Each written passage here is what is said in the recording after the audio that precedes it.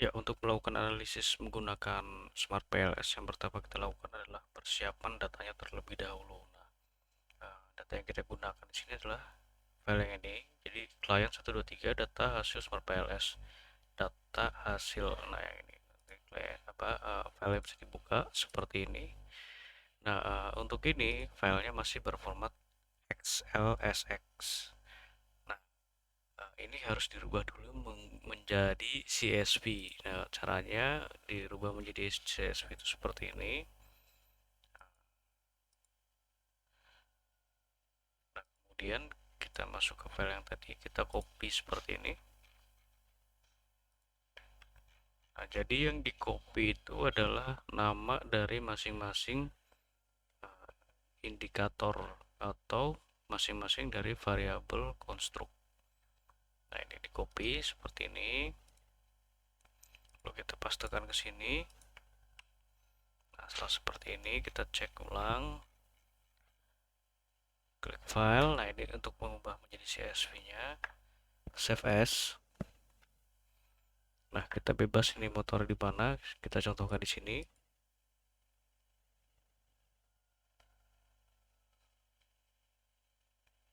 Nah, di sini kita bisa beri nama CSV seperti ini. Nah, kemudian untuk save as type-nya ini dirubah ke format CSV. Nah, yang ini CSV lalu klik save. Nah, karena ini saya sudah buat, jadi tidak usah uh, dibuat lagi. Nah, contohnya seperti itu, prosesnya sama. Ini kita tutup saja. Nah, setelah jadi file CSV-nya ini digunakan yang ini, client 123 data CSV Smart PLS. Nah, setelah seperti ini lalu kita buka aplikasi Smart PLS seperti ini. Lalu kita klik file, create new project. Nah, kita di sini bisa beri nama sesuai apa yang kita inginkan. Nah, untuk saat ini kita tulis saja seperti ini, client, contoh satu ya, client. Nah, kita masukkan nomornya, contoh satu satu dua tiga, contoh, klik OK. Nah, ini bebas namanya ini. Oke, seperti ini. Nah, ini adalah folder yang dibikin tadi. Lalu klik double klik. Lalu kita pilih ini, double klik to import data. Nah, kita masukkan file yang tadi file CSV yang tadi kita telah buat. Nah, ini yang tadi kita buat. Klik open. Lalu OK. Nah, nanti akan muncul seperti ini. Ini tandanya data sudah masuk atau terload dengan sempurna ke dalam aplikasi Smart PLS. Lalu kita close saja. Nah, untuk membentuk model analisis jalurnya, kita klik ini, double click to create a model. Kita bisa beri nama di sini. Contoh, kita samakan saja. Layan 123, contoh. Oke. Nah, akan muncul tampilan seperti ini. Jadi yang pertama kita lakukan adalah memasukkan indikator ini ke dalam bidang kerja. Jadi kita klik X1 ini, lalu tekan Shift. Kita blok sampai dengan X1.4. Jadi indikator ini harus per variabelnya. Nah, itu kenapa ini penamaannya itu dirubah menjadi seperti ini. Jadi X1, X2, X3, Z, dan Y itu untuk mempermudah saat proses analisis. Jadi kalau ini dirubah, maka penamaannya ini akan berantakan. Seperti itu tujuannya. Nah, kita drag seperti ini, masukkan ke dalam model. Oke, kita biarkan dulu sama untuk X2. Seperti tadi caranya. X3 seperti ini. Set seperti ini. Nah, seperti ini. Oke, setelah seperti ini lalu kita rapikan. Nah, dengan mengklik ini tombol Algin ini. Nah, ini bisa dirubah sesuai dengan posisi yang kita inginkan. Nah, seperti ini.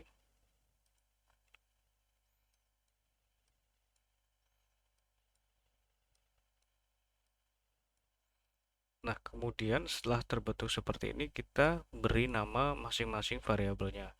Nah, ini saya sudah buat rangkumannya, jadi nanti bisa diketik saja dengan cara kita klik dulu variabelnya, klik kanan, lalu klik rename. Nah, seperti ini.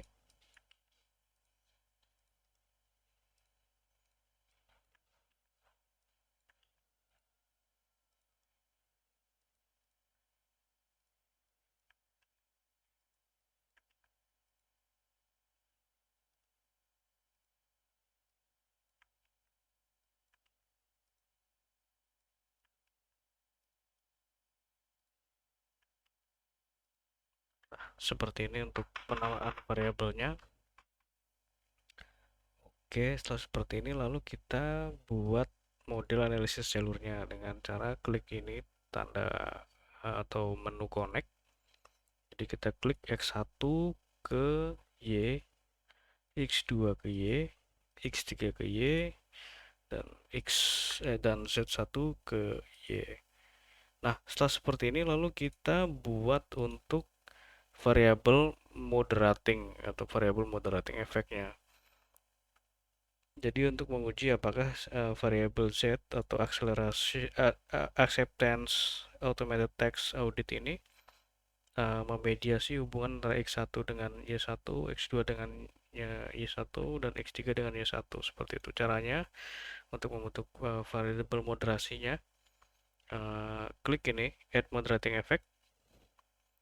Nah, kita masukkan ke moderator variabel ini adalah Z1, kemudian independent variabelnya X1. Seperti ini. Nah, ini untuk mencari hubungan moderating ke 1. Klik OK seperti ini. Lalu kita beri nama supaya tidak bingung. Ini adalah X1 ke dimoderasi Z1 terhadap Y. Nah, seperti ini untuk penamaannya supaya tidak bingung. Lalu untuk yang kedua X2 add moderating effect sama seperti tadi caranya. Nah, sorry kebalik.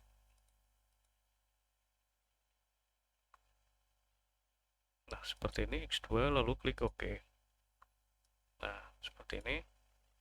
Lalu untuk X3 juga sama.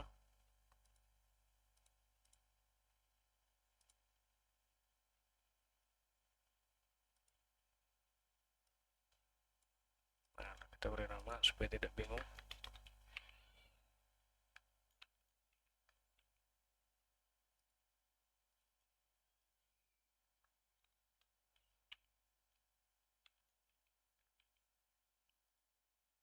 Nah, setelah seperti ini lalu kita lakukan pengujian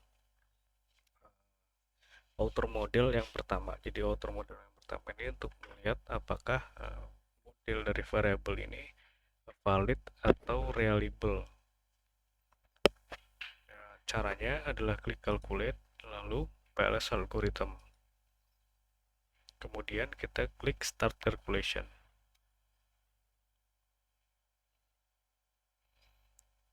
Nah, akan muncul hasil seperti ini. Jadi ini adalah untuk model yang pertama. Model yang pertama ini adalah kita untuk memisahkan variabel konstruk mana yang tidak dapat atau tidak memenuhi asumsi validitas reliabilitas. Yang pertama kita lihat dulu adalah nilai dari overloadingnya.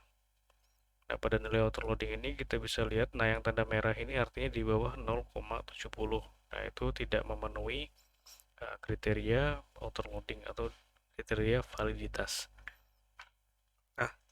Nah, kita lihat di sini X2.3 ini adalah nilainya merah, jadi tidak memenuhi, nanti ini dikeluarkan dari model.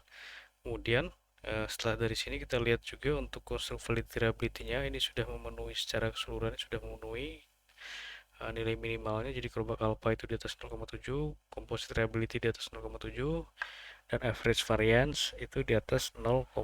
Nah, ini sudah memenuhi semua. Nah, yang memenuhi itu ditandai dengan warna hijau. Nah, kemudian kita lihat juga nilai dari konstruk validity reliability-nya. Discriminant validity, sorry. Nah, pada discriminant validity ini kita menggunakan pengujian Fornelli criterion. Nah, Fornelli criterion ini untuk menguji apakah variabel konstruk ini dapat membentuk variabel latennya masing-masing. Nah, seperti itu. Jadi x1 variabel x1. Nah, ini contohnya.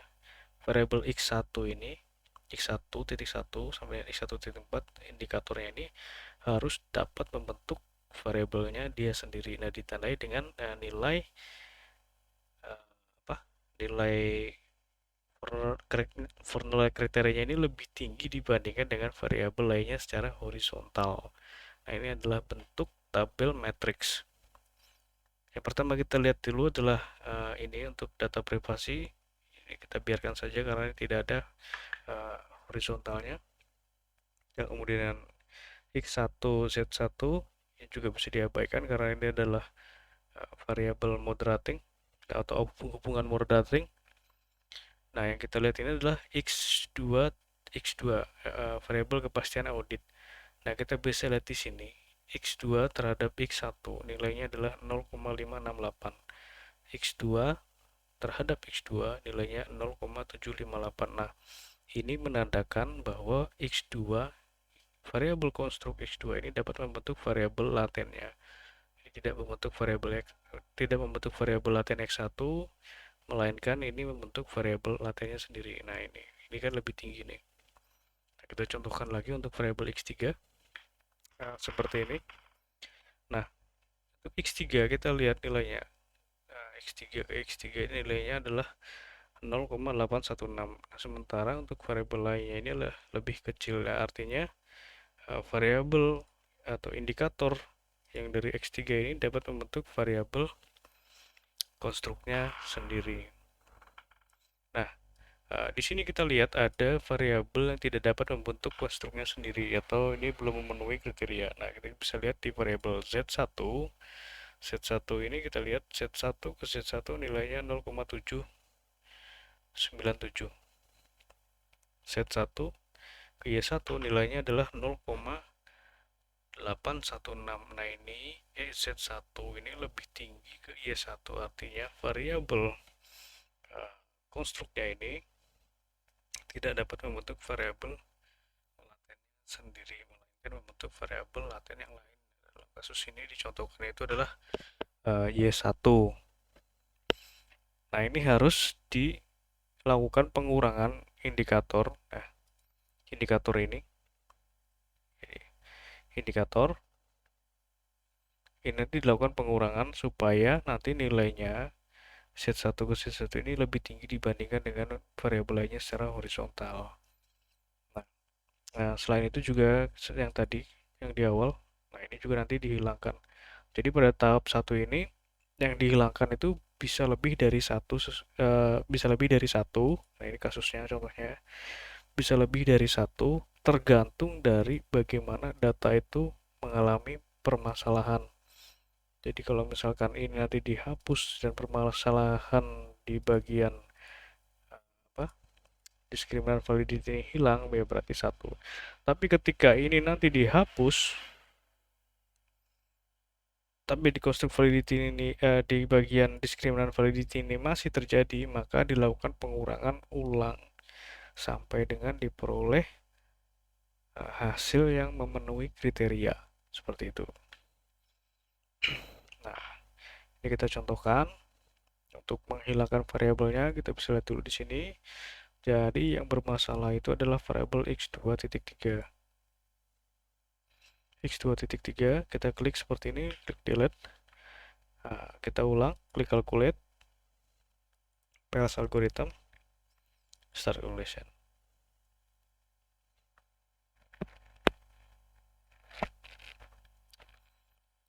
Kita lihat nilai autoloading.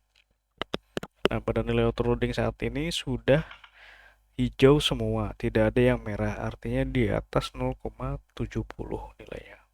Nah, kemudian kita lihat juga nilai dari yang tadi bermasalah adalah nilai diskriminan validity-nya.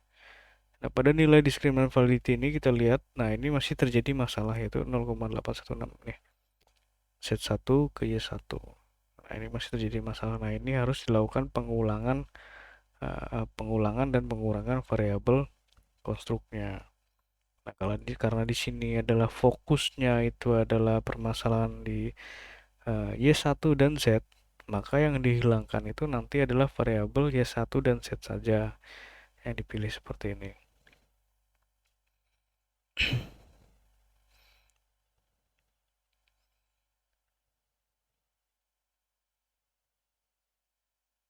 Nah, kemudian setelah seperti ini,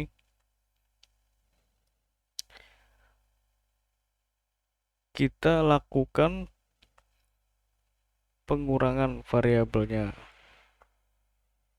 Nah, di sini saya sudah buat, tapi sebentar ini yang mana ya?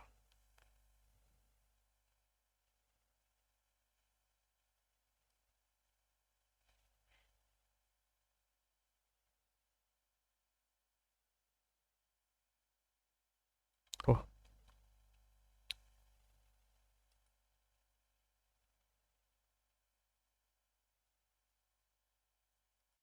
nah ini saya sudah buat. Jadi untuk memasukkan file yang sudah dikurangi variabelnya untuk mempermudah proses pengerjaan, nanti caranya itu adalah ini untuk membuka save filenya di file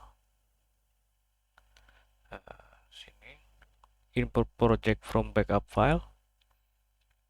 Nah, pada folder ini kita bisa lihat untuk export project. Nah, ini yang digunakan, klik open, lalu kita klik yang ini, open. Nah, ini adalah yang sudah dikurangi. Nah, pada bagian ini kita langsung saja supaya lebih cepat prosesnya. Nah, ini adalah variabel sebelum dikurangi, atau ini adalah model 1. Nah, untuk yang ada nama bootstrapping ini adalah untuk variabel yang telah dikurangi. Jadi ini bisa dilihat, jadi tadi itu kan yang dikurangi x1, x2 titik 2.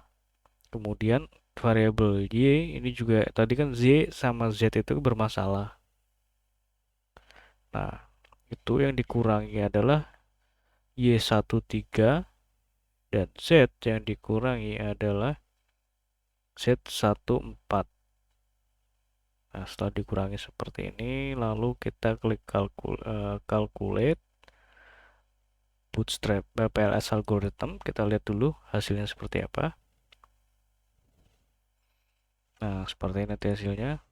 Kita lihat outer loading sudah hijau semua, construct validity sudah hijau semua. Nah, outer loading ini untuk validitas dan ini untuk reliabilitas.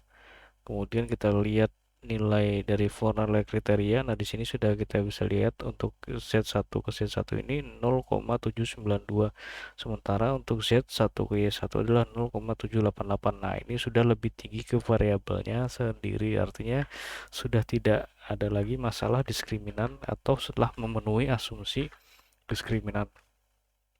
Nah, kemudian setelah memenuhi asumsi diskriminan dan lain-lainnya, nah ini untuk yang lainnya ini adalah untuk R square, nanti bisa tinggal di copy saja, ini tinggal Excel format, lalu kita pindahkan misalkan ke sini seperti ini. Nah, lalu kita bisa, yaitu berlaku untuk semua hasil analisis ya, tidak hanya R square saja. Jadi misalkan ke auto loading seperti ini kan masih berantakan, ke Excel format seperti ini, kita pindahkan seperti ini. Nah, nanti tinggal dirapihkan saja seperti itu. Nah, setelah memenuhi semua kriterianya, lalu dilakukan uji hipotesis. Oh, sorry. Jadi ini outer loading, construct validity dan discriminant validity ini adalah uji outer model. Nah, untuk inner modelnya adalah R square, F square, dan nilai VIF yang inner VIF ini. Nah, inner VIF ini harus di bawah 5. Nah, untuk R square ini harus di atas 0,1, dan untuk F square ini bebas sih, tidak ada kriteria kepastiannya. Nah, kemudian Setelah lolos semua, kita memenuhi asumsi semuanya untuk uji ini, lalu kita buat analisis untuk menguji hipotesisnya. Nah, untuk menguji hipotesis itu caranya adalah klik calculate, bootstrapping, lalu start calculation.